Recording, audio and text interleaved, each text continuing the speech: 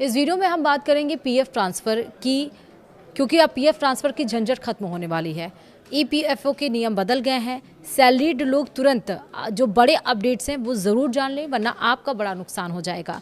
नमस्कार, आप देख रहे हैं न्यूज़ 18, मैं हूं आपके साथ श्रुति श्रीवास्तव। ईपीएफओ ने सैलरी पाने वाले कर्मचारियों के लिए अपनी सेवाओं को अपडेट किया है, जिससे कि पीएफ तक पहुंचना और उसे ट्रांसफ़र करना आसान हो गया। तो आइए बताते हैं कि सैलरीड लोगों के लिए ईपीएफओ में क्या अपडेट हुए हैं। सबसे पहले एम्प्लॉयज़ प्रोविडेंट फंड ऑर्गेनाइजेशन यानी कि ईपीएफओ ने इस साल कई अपडेट्स पेश किए हैं। इनसे सैलरी पाने वाले कर्मचारियों की पीएफ पैसे निकालने, नौकरी बदलने के बाद अकाउंट ट्रांसफ़र करने और ईपीएफ से जुड़ी दूसरी सेवाओं के इस्तेमाल के तरीके पर असर पड़ सकता है। इनमें से कुछ अपडेट्स पहले से ही लागू हैं, जबकि कुछ रिटायरमेंट फंड बॉडी के ज़्यादा डिजिटल और आसान सिस्टम की ओर बढ़ने की कोशिश का हिस्सा हैं। यहाँ इस साल के 5 अहम ईपीएफओ डेवलपमेंट दिए गए हैं, जिनकी वजह से सैलरीड लोगों पर काफ़ी असर पड़ सकता है। रिटायरमेंट बॉडी के एक सीनियर अधिकारी ने पहले बताया था कि ईपीएफओ अपनी ऑटो सेटलमेंट प्रोसेस को फाइनल पीएफ विड्रॉल क्लेम तक बढ़ाने की योजना बना रही है। ईपीएफओ के central provident fund commissioner Ramesh Krishnamurthy ने मई में एक इंडस्ट्री इवेंट में कहा कि हम अभी जहां तक मुमकिन हो ऑटो सेटलमेंट शुरू करने जा रहे हैं, जो पहले सिर्फ एडवांस के लिए अवेलेबल था, यानी कि उपलब्ध था। अब हम फाइनल विड्रॉल के लिए भी ऑटो सेटलमेंट की ओर बढ़ रहे हैं। अभी तक सिर्फ 5 लाख तक के एडवांस पीएफ क्लेम की ऑटो सेटलमेंट मोड से प्रोसेस किए जाते हैं। हालांकि रिटायरमेंट फंड बॉडी अब इसी सिस्टम को फाइनल विड्रॉल के लिए भी लागू करने पर विचार कर रही है, ताकि मेंबर्स के लिए प्रोसेस तेज और परेशानी मुक्त हो सके।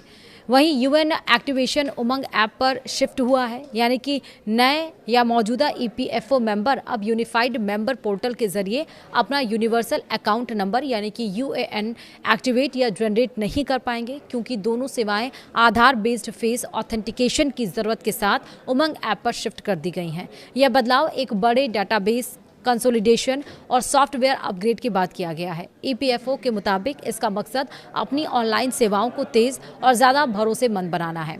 तीसरा है कि पीएफ ट्रांसफ़र प्रोसेस ऑटोमेटिक हो गया है, यानी कि ईपीएफओ ने कर्मचारियों के लिए नौकरी बदलने के बाद अपना पीएफ बैलेंस ट्रांसफ़र करना आसान बना दिया है। ईपीएफओ की वेबसाइट के अनुसार आधार लिंक्ड और केवाईसी कंप्लाइंट यूएएन होल्डर्स के लिए पूरा प्रोसेस ऑटोमेटिक हो जाएगा। इस प्रावधान को लागू करना अहम है, क्योंकि इससे अलग अलग ट्रांसफ़र एप्लीकेशन जमा करने की ज़रूरत खत्म हो जाती है, जिससे कागजी काम और अतिरिक्त परेशानी कम होती है।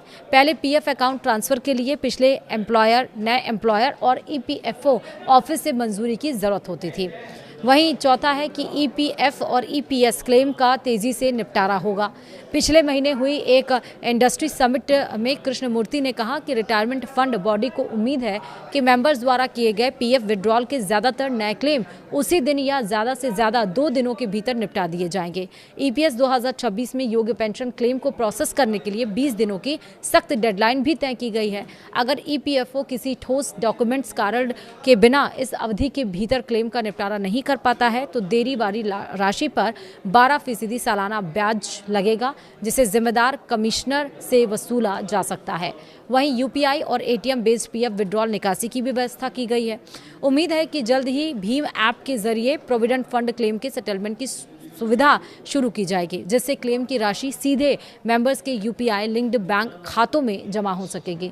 कृष्णमूर्ति ने जुलाई में तेजी से ईपीएफ सेटलमेंट के लक्ष्य के साथ यह भी घोषणा की थी कि इस फ्रेमवर्क को लगभग 1 महीने के भीतर लागू किए जाने की उम्मीद है। इसका मतलब ये है कि यह सुविधा इसी महीने शुरू हो सकती है। हालांकि इस डेवलपमेंट पर अभी तक कोई और स्पष्ट जानकारी या अपडेट नहीं आया है। समिट के दरमियान उन्होंने कहा कि जैसा कि हमारे मंत्री ने कहा है कि हम भीम ऐप के जरिए क्लेम निपटारे का प्रोसेस शुरू करेंगे और क्लेम का निपटारा यूपीआई लिंक्ड बैंक अकाउंट के माध्यम से किया जाएगा।